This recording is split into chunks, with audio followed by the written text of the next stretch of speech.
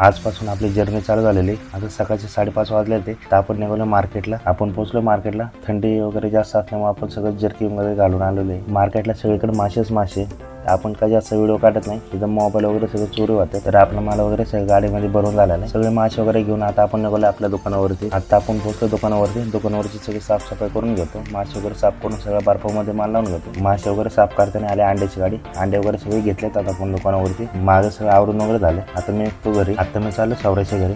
तर गाण्याचं मांजर द्यायचं आपल्याला पेट शॉपला. ते आपल्या मित्राचं दुकान आहे पिंपरी चिंचवडमध्ये. गाणे गेले गावला तर त्याचं मांजर सौराच्याच घरी. तर सौराच्या घरून मांजर घेतलं. आता आपण निघालो. सोडून दिलं आपण पेट शॉपमध्ये. 4-5 दिवस आता ते येतच राहणार. तर पिंपरी चिंचवडमध्ये आपण मांजर वगैरे दिलेले आहे. आता आपण निघालो फिरायला. पण कुठं जायचं हे काही कळत नव्हतं. त्याच्यामुळे त्याला म्हटलं बालाजीला जाऊ.